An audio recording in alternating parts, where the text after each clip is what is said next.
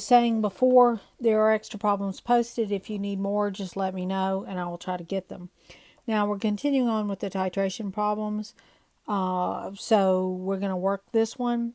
Previous one was a strong, strong. This one is a weak, strong. So the first thing we need to do is figure out which is the equivalence point. So 60 times zero point 0.1 molar tells us we have 6 millimoles of HF. And we can go ahead and put this here so we have it or not. Again, when I give you these problems, you will not get the chart with the problem. I find the chart is kind of a little bit of a crutch, but it's a good way to get started when you first work the problems. But we've got lots of spaces on there that we're not even going to fill.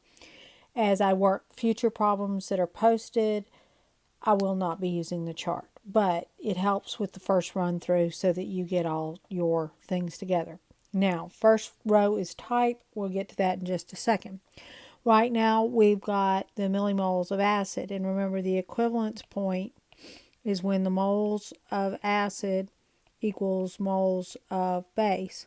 So that means we know that the moles of base have to be 6 millimoles. So we know that if we multiply 0.15 molar times X, we're going to find out that X is equal to 40.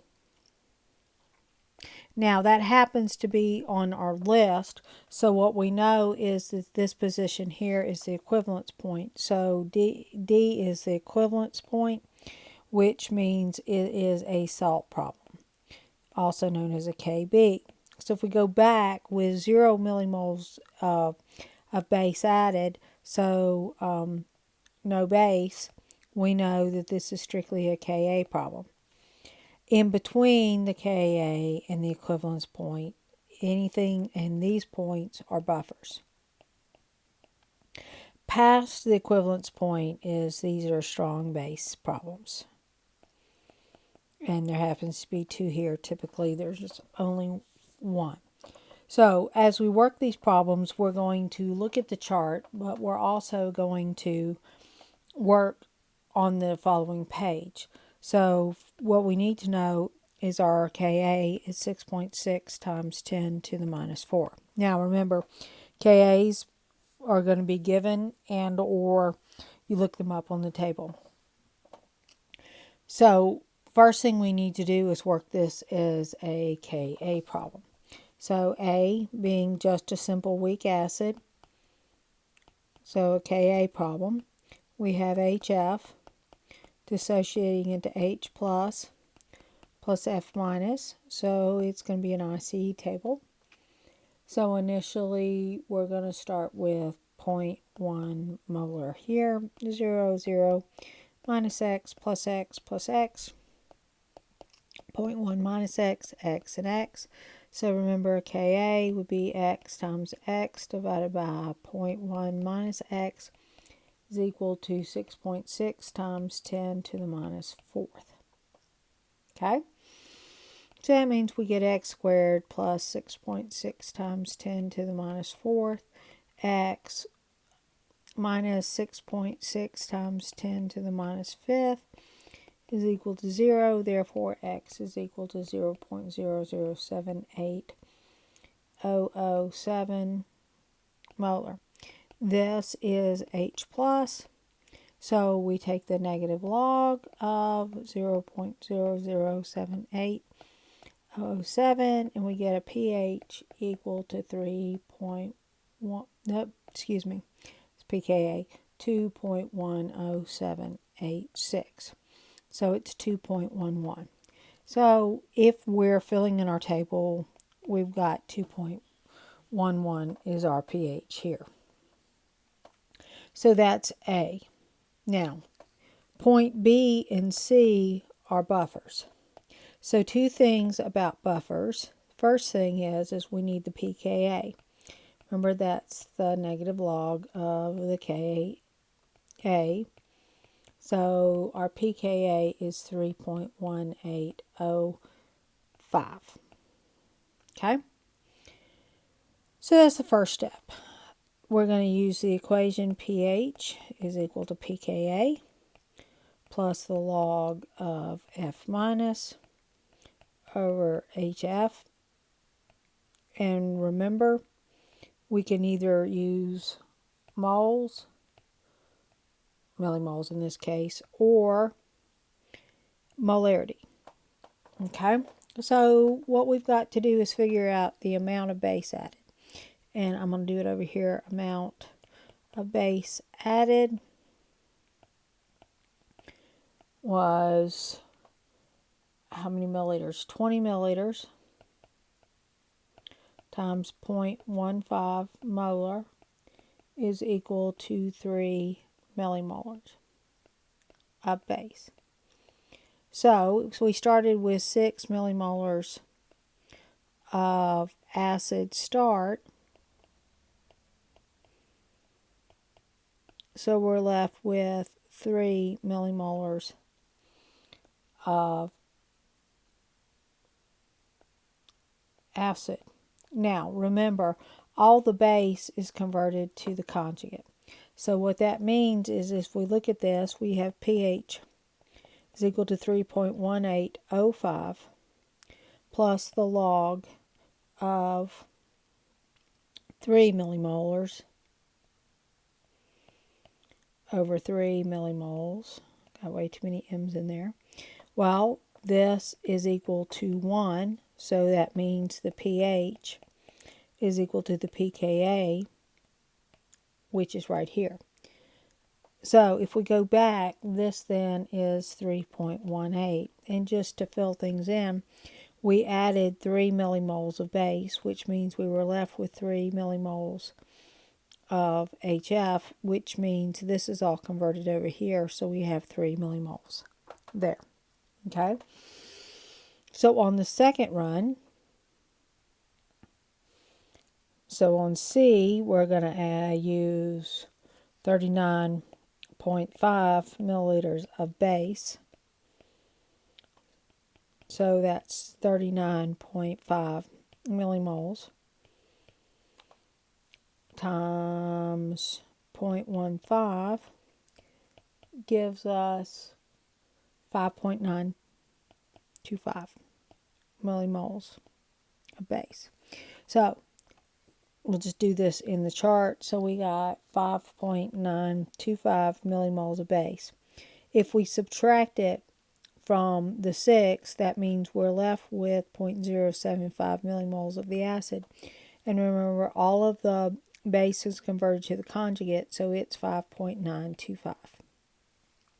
Now, why is this important? Because we're back to pH is equal to 3.1805 plus 5.925 millimoles divided by forgot the log, 0.075 millimoles. So when we're done with this, the pH comes out equal to 5.078083.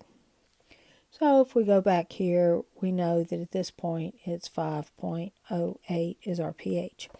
So we have shot through the buffer zone basically, and we're pretty much to the equivalence point. Now the hardest problem to work in terms of all the moving parts is D. B and C are going to be kind of the easiest because all you have to do is find the millimoles and run it through the Henderson-Hasselbalch. E and F, you'll find out, are Strongs, and they're relatively simple. So this is a salt problem. This is a KB. And we know at this point that we have added 6 millimoles of base. So we're left with this much of the acid, and all of it is gone to the fluoride. Now, the fun part, and by fun I mean annoying and you forget to do it, is here you've got to keep up with your volume. So at this point in time, we have generated 100 mils. So we need both of these values in order to determine the concentration of fluoride. It will be 6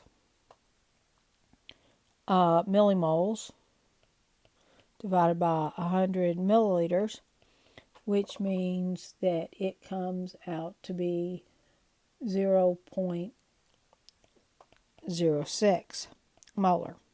Okay, and this is what we'll use when we go forward with this problem.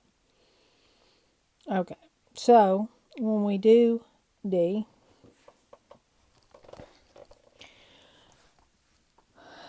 we're going to start, this is a salt problem, so it's F minus plus water produces HF plus OH minus. Now, if you remember back to the salt problems that we did before, you'll remember that this is an extra, basically, KB type of problem. So you have an extra step in it. So what we're going to do is we know that our concentration initially is 0.06. 0, change is minus x, and x. So the equilibrium value is 0.06 minus x, and x. Now, in this particular problem, we need a KB value. And remember, your KB comes from your KA dividing by the KW. So your KB is 15151 repeating times 10 to the minus 11th. So since it's a 5, we're going to go ahead and keep that at a 2. So the KB is equal to x times x divided by 0.06 minus x is equal to 1.5152 times 10 to the minus 11th. So we get x squared plus 1.5152 times 10 to the minus 11th x minus, and we're going to run this one real quick, times 1.5152 e to the minus. So we get 9.0912 times 10 to the minus 13th is equal to 0. We run that through the quadratic. So our x is equal to 9.53455 times 10 to the minus 7th. This is the hydroxide ion concentration. So if we take the negative log of that, the pOH is equal to 6.0207, which means my pH, remember pH plus pOH is equal to 14, is equal to 7.9793.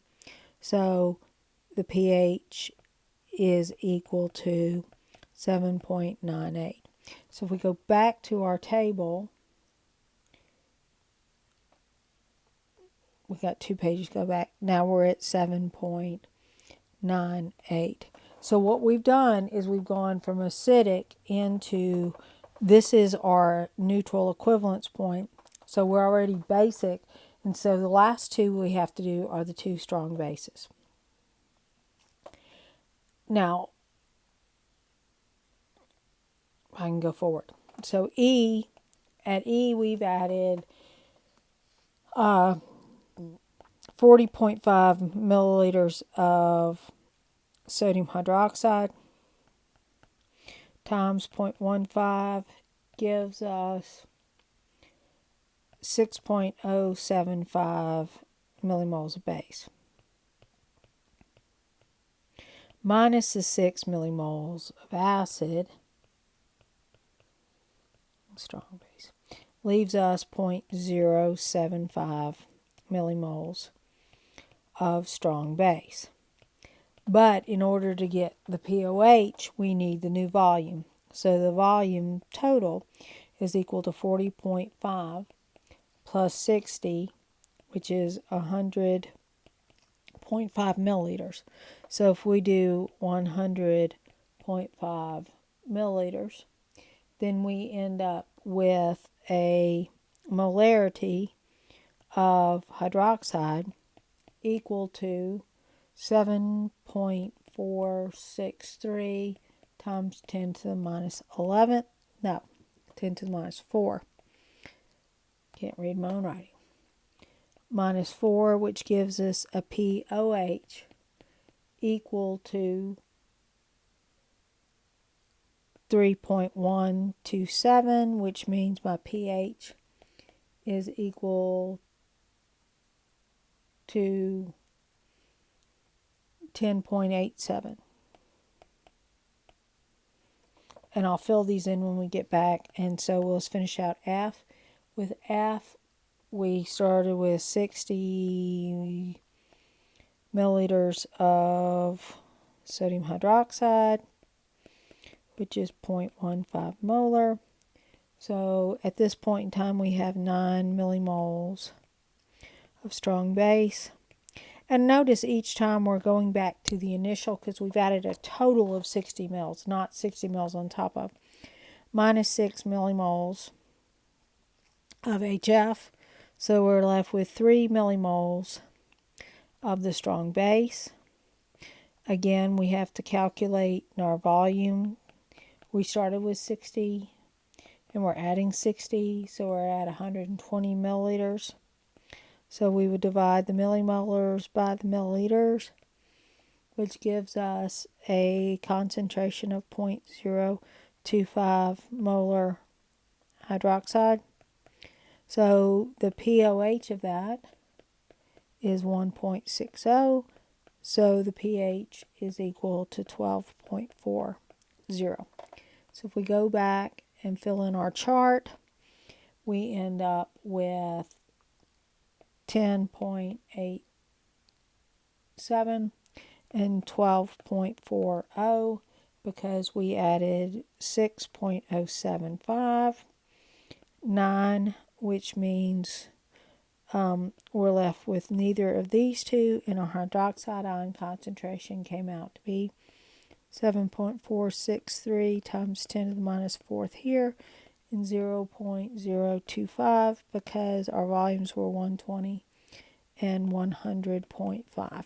So when you're given a titration of multi-steps, if you break it down by initial, if there's 0 is strictly a Ka, find your equivalence point. Anything between Ka and equivalence point is a buffer, and anything after the equivalence point is a strong, then that will allow you to work any titration problem. And in the next section, I'm going to show you how to just pick 4 points and graph it.